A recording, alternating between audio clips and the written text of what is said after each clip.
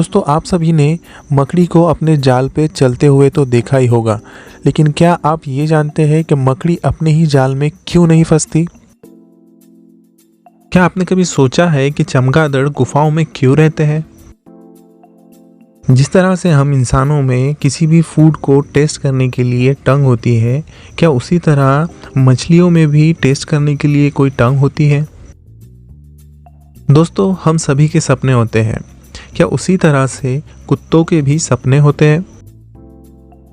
गुरुत्वाकर्षण बल को तो सभी जानते हैं। क्या आज के इस समय में हमारे पृथ्वी का गुरुत्वाकर्षण कमजोर हो रहा है?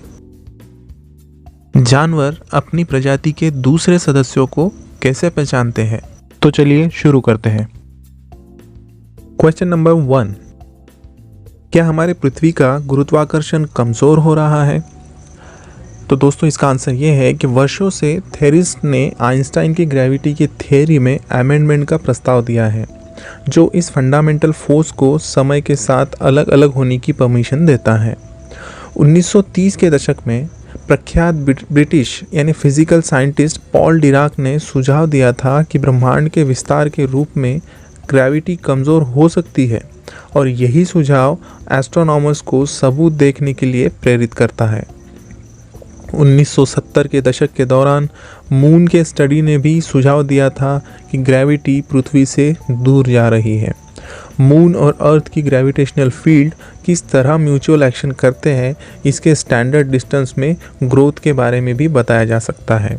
लेकिन कुछ ग्रोथ ने ग्रेविटी फोर्स के कमज़ोर होने की ओर इशारा किया था, जैसा कि डाइक ने भविष्यवाणी की थी। इस दावे ने मीडिया के इंटरेस्ट को बहुत अट्रैक्ट किया, लेकिन 1980 के दशक के शुरुआती दौर में प्लैनेट्स की जांच के सिग्नल्स के एग्जैक्ट समय में शामिल करने वाले एक्सपेरिमेंट्स को ग्रेविटी की ताकत में बदलाव के लिए कोई सबूत नहीं मिला। इसीलिए मूल दावा अब मून के ऑर्बिटल स्पीड के गलत विश्लेषण का परिणाम माना जाता है। क्वेश्चन नंबर 2, चमगादड़ गुफाओं में क्यों रहते हैं? तो दोस्तों, इसका आंसर ये है कि मूल रूप से वो इसे खतरे से बचने और ऊर्जा को बचाने के लिए करते हैं, क्योंकि गुफाएं ऑप्टिमम ह्यूमिडिटी और कांस्टेंट टेम्परेचर और बहुत आवश्यक शांति को प्रदान करती है। टेम्परेचर बहुत महत्वपूर्ण है, क्योंकि चमगादड़ गर्म खून वाले होते हैं, लेकिन बहुत छोटे भी होते हैं। अन्य स्तनधारियों के विपरीत वो अपने इंटरनल टेम्परेचर को कम होने देते हैं जब वो आराम कर रहे होते हैं, और ऊर्जा के संरक्षण के लिए कम गतिविधि की स्थिति में जाते हैं। और तो और हाइबरनेशन निष्क्रियता की एक और भी गहरी स्थिति होती है, जिसमें उनके शरीर का तापमान गुफा में गिर जाता है, और ये कंडीशन चमगादड़ को किसी भी ऊर्जा का यूज़ किए बिना महीनों तक उल्टा लटकने की ताकत देता है। उनके तलवों से एक टेंडन उनके ऊपरी शरीर से जुड़ा होता है, जबकि मांसपेशी नहीं होती है। इसीलिए जब वो लटकते हैं तो उनके शरीर का भार उन्हें एक जगह रखता है, और इसी वजह से वो उड़ान में सीधे गिर सकते हैं जब वो जागते हैं।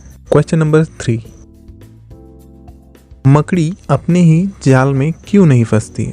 तो दोस्तों, इसका आंसर ये है कि मकड़ियाँ केवल अपने रेशम के कुछ पार्ट्स पर ही गोंद की बूंदें डालते हैं, और वो अपने वेब पर डाले हुए गोंद की बूंदों पर घूमने से बचते हैं। मकड़ियाँ केवल अपने पैरों के सुझाव के साथ वेब को छूते हैं, जिसमें एक नॉन स्टिक कोटिंग होती है, और इसके अलावा हर पैर के अंत में एक स्पेशल क्लॉ होता है, यानी पंजा होता है, जो वेब को पकड़ता है और इसे स्प्रिंग हेयर के खिलाफ खींचता है। जब पंजा रिलीज हो जाता है तो स्प्रिंग हेयर्स वेब स्ट्रैंड को दूर ढकेलते हैं, जिससे वो चिपक जाता है। इसी वजह से मकड़ी अपने जाल में नहीं फंसती। Question number 4,